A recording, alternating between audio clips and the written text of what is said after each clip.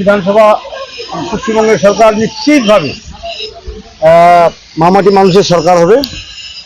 আর আমরা চাই কালিয়াগঞ্জের মানুষ, কালিয়াগঞ্জের জনসাধারণ অন্তত এবার যাতে আমরা সরকারের সাথে সাথে আমাদের কালিয়াগঞ্জ সার্বিক উন্নয়নের জন্য যাতে আমরা একসাথে সবাই কালিয়াগঞ্জটাকে এগিয়ে নিয়ে যেতে পারি, এটা আমরা নিশ্চিতভাবে করব।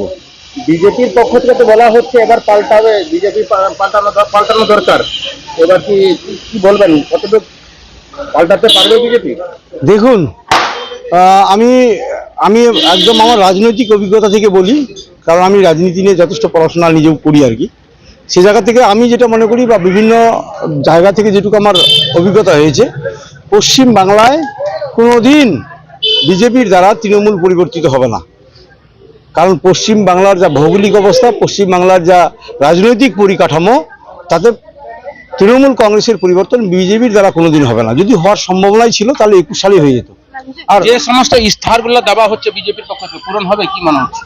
ইশতেহার বলতে কি বলবেন, আপনি যেমন অন্নপূর্ণা ভান্ডার বলছে 3000 টাকা, নো ডাউটলি যদি দিতে পারে খুব ভালো হয়, খুব ভালো হয়, আমরাও খুব খুশি হয়। তো প্রথমে দেখ না, বিহারে দেখ, আসামে দেখ, উড়িষ্যাতে দেখ, সেই রাজ্যগুলোতে দেখ, বা বিভিন্ন রকম যারা স্কিমগুলো বলছে, তো ওরা তো দিতেই পারে। এখানে সরকার তৈরি করবে, ওয়েস্ট বেঙ্গল গভর্নমেন্ট তৈরি করবে, তারপর দিতে পারবে, এটা তো কখনোই না। রাজ্য সরকার যদি মনে করে অন্নপূর্ণা ভান্ডার দেবো পশ্চিমবাংলার অধিবাসীকে, তাহলে দিল্লি থেকে দিতে পারবে, অ্যাকাউন্ট নাম্বার নিয়ে ঢুকিয়ে দিবে। ক্ষমতা আসলে রায়গঞ্জে এমস হবে এরকম কেন?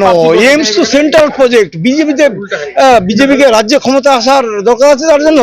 এমস করতে গেলে তো ওরা সরাসরি যে জায়গায় করবে বলুক, জায়গা অধিগ্রহণ স্টেট গভর্নমেন্ট করে দিবে। জায়গা দেওয়ার দায়িত্ব আছে। যেমন দেখুন, বুনিয়াদপুর থেকে কালিয়াগঞ্জ থেকে বুনিয়াদপুরে রেলের জায়গা অধিগ্রহণ দরকার। আমরা তো আমাদের পার্টির পক্ষ থেকে কোনো বাধা দিইনি।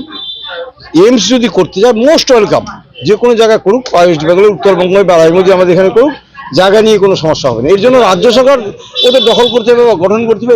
চতুর্থবার সরকার আসলে পরে কি মন্ত্রী হিসাবে আপনাকে দেখতে পারবো? না না, এটা দেখুন, আমার এখানে এমনিতে খুব শক্ত জায়গা। প্রথমত আমার লক্ষ্য মানুষের আশীর্বাদ নেওয়া, মানুষের আশীর্বাদের মধ্য দিয়ে আমি জিতে আসাটা আমার মূল লক্ষ্য। তবে আমি আপনাদের মধ্য দিয়ে সমস্ত মানুষের কাছে অনুরোধ রাখবো, আবেদন রাখবো। দেখুন, আমি এই অল্প সময়ের ভিতরে অনেক মানুষের কাছে পৌঁছাতে পারিনি, তাই আমি করজোরে আপনাদের কাছে মানে অনুরোধ করছি যে আমাকে ভুল বুঝবেন না। আমি যদি সবার কাছে পৌঁছতে পারতাম তাহলে হয়তো আমি নিজে খুব খুশি হতাম।